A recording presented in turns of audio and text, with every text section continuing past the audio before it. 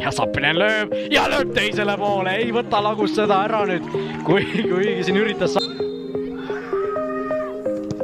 ja ei eksi Rauno Sappinen nõuab ja ei ole palju puudu Lagusele, et siit penaltitõrje number 2 kirja saada. Kannasööt Tokstik tõesti läks sealt löögile ja Maurici käelt rikošetti. Väga valusa kondiga. Nii, ja Henri välja. Nii, sooritamas. ja tuleb ära.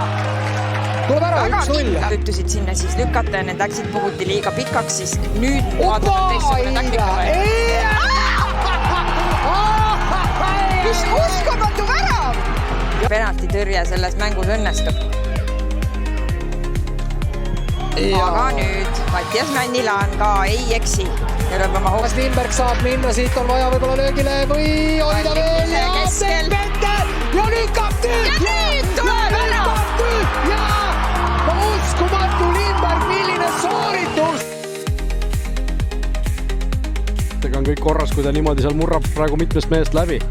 Hästi säilitab ka palli ja leiame Erme üles. Erme endiselt ja 1-0!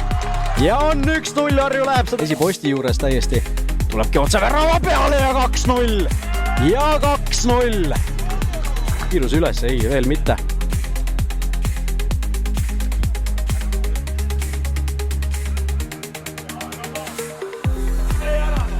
Nii, nüüd on Sillamaa palliga kastis.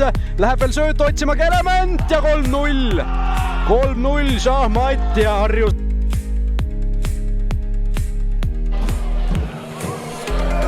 Vaadjal veel on võimalust, tuleb Lapa välja ja seal on värav lahti ja nüüd on pahasti ka, siit tuleb 90. Pisut õnnega palli tagasi, aga võitsid intervjust.